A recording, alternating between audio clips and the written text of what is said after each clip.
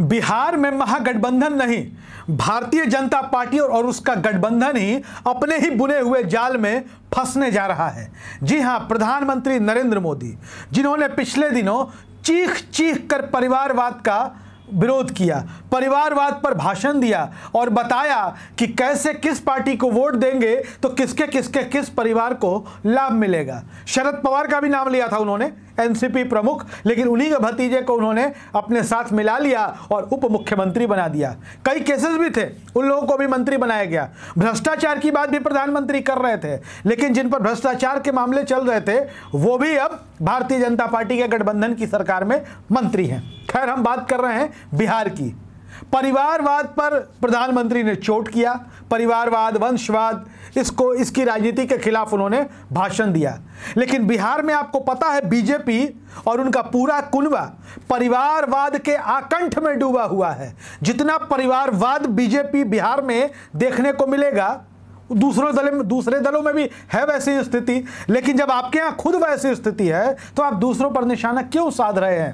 कहते हैं ना कि जिनके घर शीशे के हों वो दूसरों के घर पर पत्थर नहीं चलाया करते।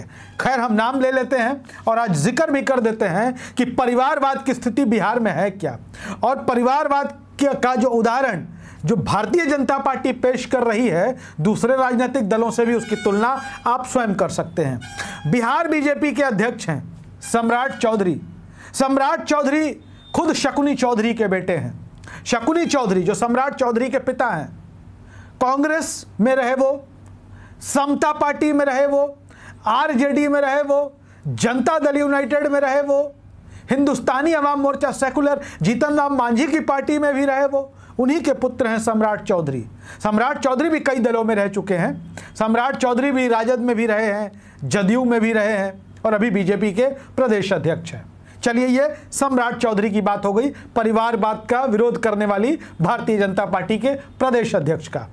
सम्राट चौधरी से पहले बीजेपी के प्रदेश अध्यक्ष थे संजय जायसवाल, सांसद हैं अभी भी बीजेपी के। संजय जायसवाल के पिताजी मदन प्रसाद जायसवाल भी राजनीति में थे, सांसद हुआ करते थे। अब बात कर लेते हैं पासवान खानदान की। रामविलास पासवान की पार्टी लोक जनशक्ति पार्टी। रामविलास पासवान इस दुनिया में नहीं है, लेकिन रामविलास पासवान में कहा जाता था कि उनके परिवार का कोई भी सदस्य जब चुनाव लड़ने की उम्र का हो जाता है तो वो चुनाव ज़रूर लड़ता है। रामविलास पासवान खुद सांसद हुआ करते थे, केंद्र में मंत्री हुआ करते थे, लोजपा के और दलित सेना के संस्थापक थे।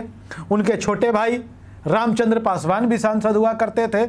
एक और छोटे भाई पशुपति कुमार पारस विधायक भी हुआ करते थे, फिर सांसद भी हुए और अभी केंद्र में मंत्री भी हैं। ये परिवारवाद का उदाहरण बीजेपी के कुनबे का है, बीजेपी के गठबंधन का है। चिराग पासवान है, चिराग पासवान भी रामविलास पासवान के पुत्र हैं, भारतीय जनता पार्टी की गोद में बहुत जल्द बैठने वाले हैं। और पशुपति कुमार पारस जो रामविलास पासवान के भाई हैं वो बीजेपी के साथ हैं, नरेंद्र मोदी की सरकार में मंत्री हैं। उन्हीं के भतीजे प्रिंस पासवान भी सांसद हैं। अब ये परिवारवाद है कि नहीं है, इसको क्या कहा जाए, ये किस बात की परिभाषा है? ऐसे परिवारवाद को बीजेपी किस श्रेणी में रखती है? बीजेपी से या प्रधानमंत्री जी से ज़रूर पूछा जाना चाहिए। चलिए उसके आगे आते हैं, जीतन राम मांझी की बात कर लेते हैं। जीतन राम मांझी कायदे से एनडीए का हिस्सा बन चुके हैं, उनकी मुलाकात हो चुकी है, उनका भाजपा में शामिल होना, भाजपा गठबंधन में शामिल होना तय है। जीतन राम मांझी खुद विधायक हैं, उनके बेटे संतोष कुमार सुमन पार्टी के राष्ट्रीय अध्यक्ष भी हैं, एमएलसी भी हैं, और जब तक नीतीश कुमार की सरकार में उनकी पार्टी शामिल थी वो मंत्री थे। जीतन राम मांझी की समधन ज्योति देवी वो भी विधायक हैं बाराचट्टी से।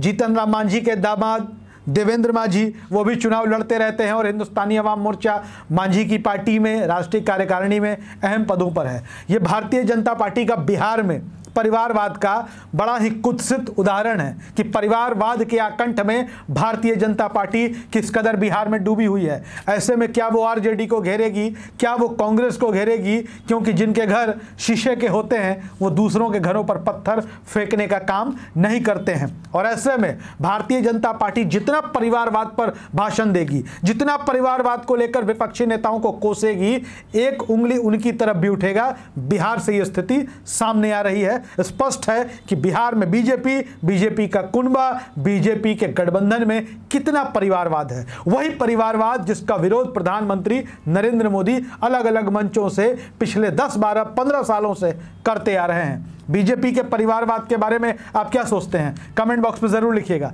धन्यवाद।